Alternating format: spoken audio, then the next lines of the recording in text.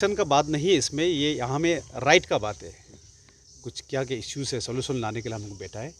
Then हम भी अपना पॉइंट को नॉन कोऑपरेशन एक्चुअली ये लास्ट 3-4 दिन से जो यूनिवर्सिटी में एक इशू उसको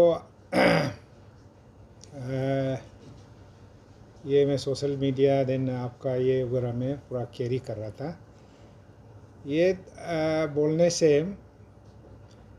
चीज़ जो है थोड़ा कम्युनिकेशन गैप रहा। उसका बाद हम लोग का यहाँ से थोड़ा सा ये में प्रोसीजरल लेकिंग पहले जो हम लोग करना चाहिए था वो कर नहीं पाया, उसका चलते थोड़ा सा कम्युनिकेशन गैप रहा। उसको लेके आज हम लोग 3 ऑर्गेनाइजेशन जैसे teacher union, employees non teaching and indigenous forum, 3 organisations का साथ में ऑनरेबल बीसी सर बुलाया था।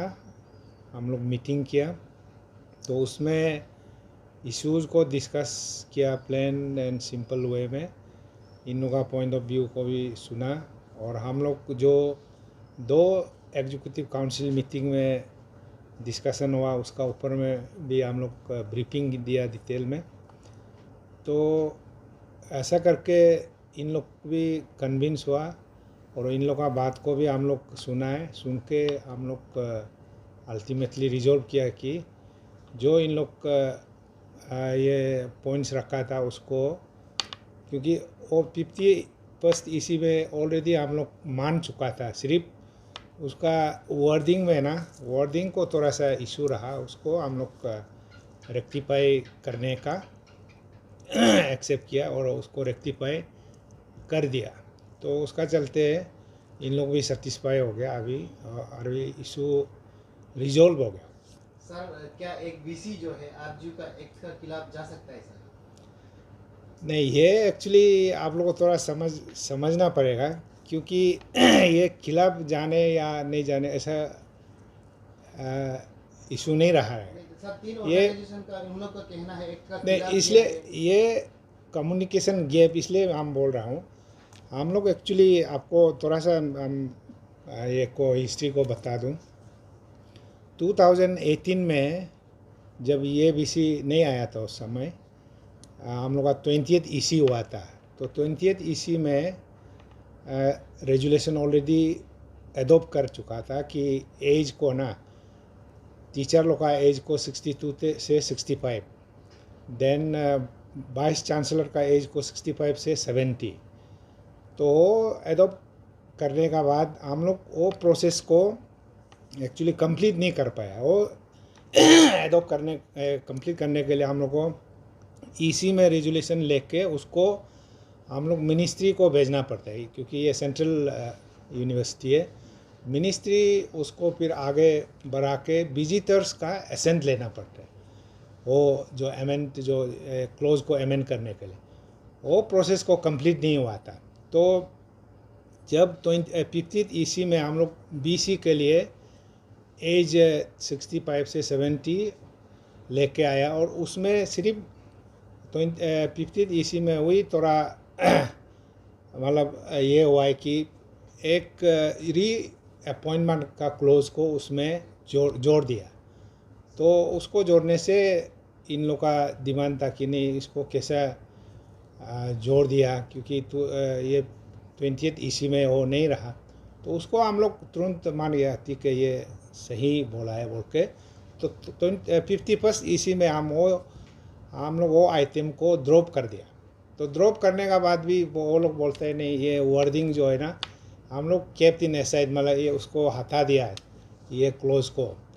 तो उसको वो लोग कन्विंस नहीं हुआ, नहीं ये केप्ट इन असाइड नहीं होना है, उसको कंप्लीट छोड़ना है, ड्रॉप होना है और डिजॉल्व या ये रोल बैक होना है बोल के ना। सर इसको क्या कहेंगे सर? अब ये तो एक तरफ से देखा जाए तो प्रोत टाइप का हो गया, क्योंकि उन लोग का 3 ऑर्गेनाइजेशन का कहना है उन लोग को ये नॉलेज में नहीं था और एजेंडा में नहीं था आप लोग का एग्जीक्यूटिव काउंसिल मीटिंग में।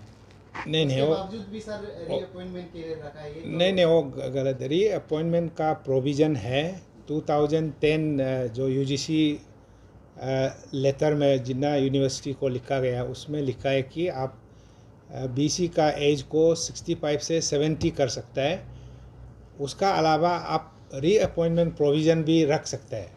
ईसी जो स्टैट्यूटरी अथॉरिटी है यूनिवर्सिटी का, वो रिजॉल्व करके उसको अमेंड कर सकता है, वो ये को क्लोज को ना, वही अमेंड करने के लिए आप उधर में मिनिस्ट्री में भेज के देन आपका प्रेसिडेंट का असेंट होना है। वो उसका प्रोविज़न का अंदर में 15 ईसी में लेके आया था, मगर अभी देखा गया तो जो 20 ईसी में 2018 में जो ये एज का रिजॉल्व किया तो उसमें इंक्लूड नहीं था। तो इसलिए हम लोग नेक्स्ट जो ईसी 51st ईसी में उसको ड्रॉप करें, क्योंकि उसमें जब इंक्लूड नहीं था तो हम लोग 50 में जो इंक्लूड किया है वो सही नहीं है बोल के ना, इसलिए उसको हटा दिया। सर वही सर आपका तरफ से हम जाने माने, आप भी साकिब सर का साथ, वीसी सर का साथ काम करते हैं, तो हमें इतना जो जैसे ही वो आया है वीसी बना है, इतना सारा प्रोटेस्ट टीचर एसोसिएशन स्टूडेंट से देखने को मिलता है। सर ऐसा क्यों हो रहा है आरजू में? नहीं, उसको हम तो क्या स्ट्रेट जवाब दो। इसमें दो एस्पेक्ट है, जहाँ कुछ करने का कोशिश करता है, काम करने का जो भी, उसमें ये कुछ इश्यूज तो निकलेगा है, वो सिंपल सा बात है। और जहाँ एकदम काम नहीं होते कहीं भी आप ये में सिस्टम में एकदम 100% ये नहीं होता है, कुछ ना कुछ इशू तो रहता है। और खासकर ये जो इशू है इस बार जो रेज किया उसमें हम तो बोले उसमें कम्युनिकेशन गैप रहा, हम लोग का समझने में, टेक्निकलिटीज समझने में थोड़ा सा मतलब कमी रहा। इसलिए हम लोग आज बैठ के वो लोग भी कन्विंस हुआ है, हाँ ठीक है, ये 2018 का जो रेजुलेशन उसको तो कंप्लीट करना है, उसको अमेंड मतलब वो तो करना ज़रूरी है। वो नहीं होने से लीगली हम लोग का जो एज जो है ना 62 से 65 वाला को नहीं मानेगा, देन 65 से 70 वाला को लीगली मतलब वो नहीं मान सकता है। तो इसके लिए हम लोग को प्रोसेस को कंप्लीट करना है। सर आपसे एक आखिरी सवाल है सर, यहाँ पे हमारा जहाँ अभी जो बैडमिंटन का कोर्ट बना है, ये पुराना ऑडिटोरियम के सामने में सर शौचालय जो है वो सबसे खतरनाक गंदगी है सर, सबसे गंदगी, उसको आदमी यूज़ ही नहीं कर सकता है। आप तो जानते हैं सर, फेस्टिवल होते हैं उसी को यूज़ करते हैं, लेकिन लोग बाहर से आएंगे कैसे यूज़ करेंगे सर, कैसे, मतलब आप लोग क्यों इसको सर मेंटेन नहीं करते?